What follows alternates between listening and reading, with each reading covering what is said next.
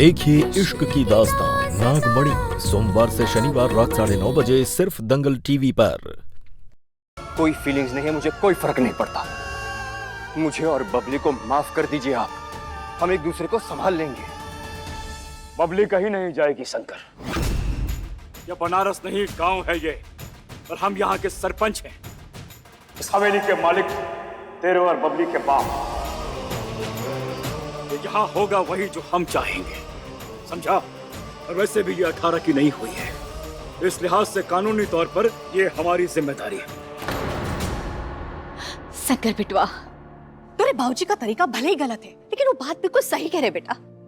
बबली का एक घर की आदत है, वो नए सिरे से नए शहर में कैसे रहेगी बेटा?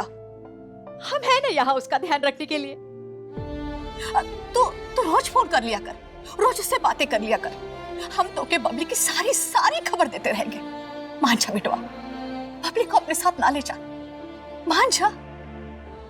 ठीक है बुआ, शब्दों, आंसू और आपकी इज्जत के आगे आपका ये भतीजा एक बार फिर आपकी बात मानेगा। अब बस मेरी बबली का ख्याल रखना।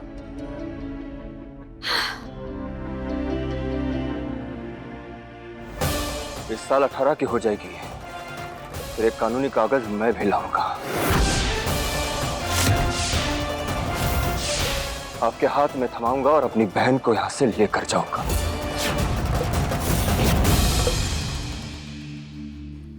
तो अपना ख्याल रखना मेरी गोलू मोलू। तेरा भाई वापस आएगा। अच्छा बेटा, अच्छा बेटा, अच्छा बेटा, जा। अच्छा।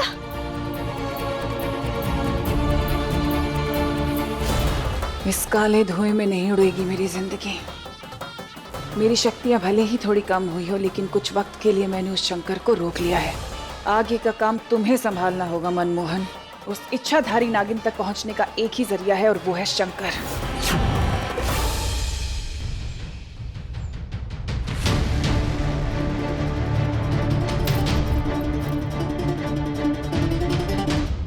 अपनी शक्तियों का पूरा जोर लगा दो मनमोहन, लेकिन वो ये गांव छोड़कर जाना नहीं चाहिए।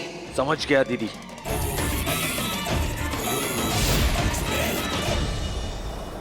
गाड़ी खराब हो या कुछ, आज गांव छोड़ने से कुछ नहीं रोक सकता मुझे। जाके तो दिखा, मसल दूंगा।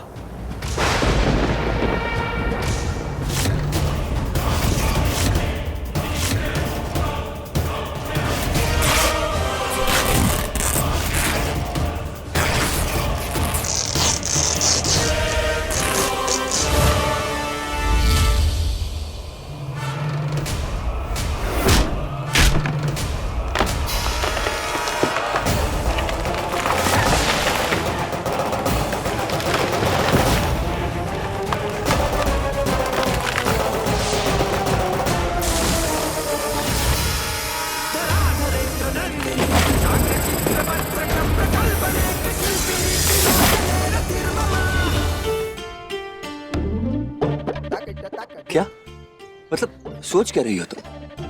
पेड़ को गिरने से तुमने रोका, पिद्दी सी हो तुम, और इतने बड़े पेड़ को रोक लिया, और उसके लिए मैं तुम्हें थैंक यू बोलूं?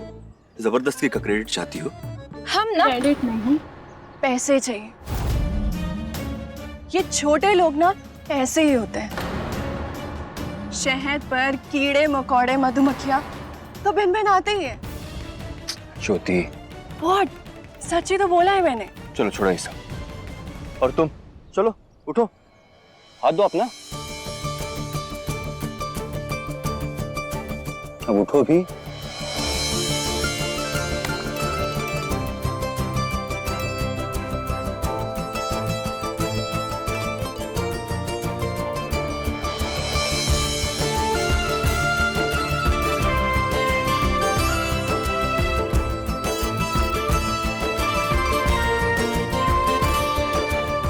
छोड़ो ये सब, घर चलते हैं। घर जाकर तुम अपनी फैमिली से भी मिलवाना, और फिर साथ में ना बनारस चलेंगे। Let's go.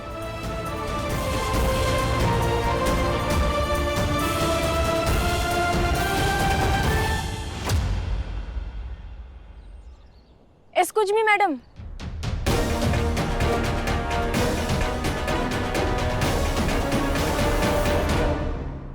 ये आपके कीड़े मकोड़े मधुमक्खियाँ हमेशा सड़ाने के लिए नहीं ना आते हैं।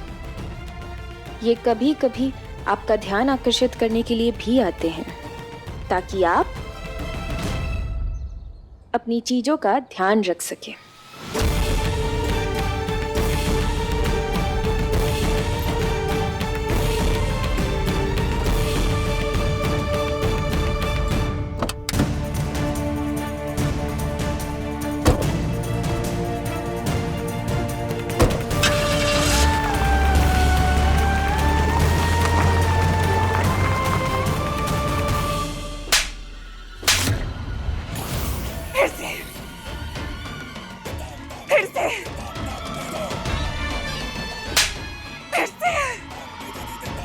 जी बस कीजिए ना, आपके तो भाई हैं लेकिन मेरे पति हैं।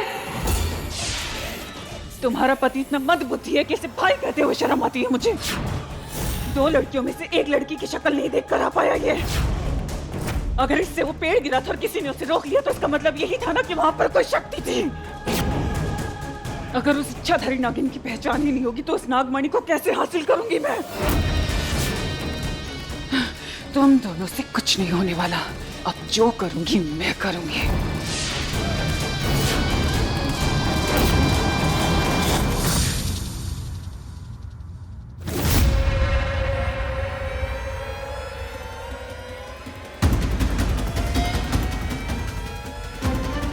हर चांटे, हर बेइज्जती का हिसाब होगा।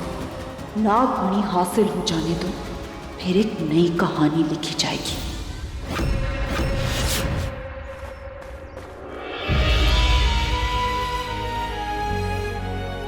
न जान न पहचान, 2 दिन हुए नहीं मिले हुए, हमको इतना बुरा क्यों लग रहा है?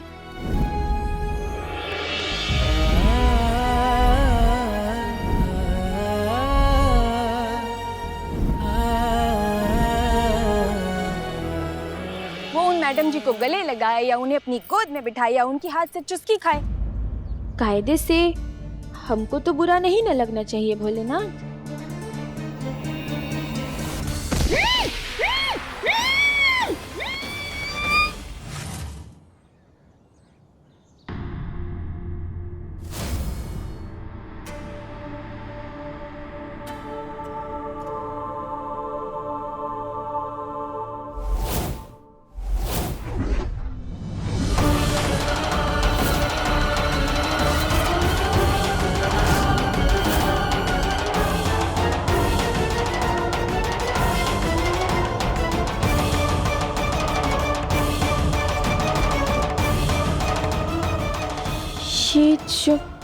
ये जोड़ा,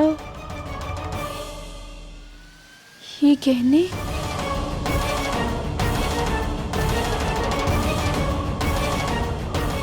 नहीं। अब इस ना को हाँ में बदल दो पारो, समझे? ऐसा खूबसूरत दिख रही हो तुम, हैं? तो आज है सगाई और कल है ब्याह। पपिया बड़ा हो गया है और चरित्र छोटा। पप्पी, हम तुमसे ब्याह नहीं करेंगे, हम बता रहे हैं। शांत पपिया शांत। इनके साथ कौन दूसरा तरीका आजमाना पड़ेगा। पर निकल आए ना, इले हाथ पांव चलाने लगी है। समझ गई तो ठीक है, वरना आज बेहोश किए थे, कल मार ही डालेंगे।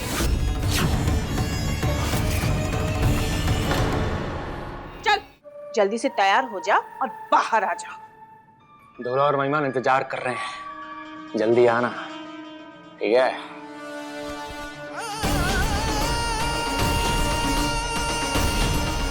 ये सगाई तो हम किसी भी कीमत पर नहीं करेंगे।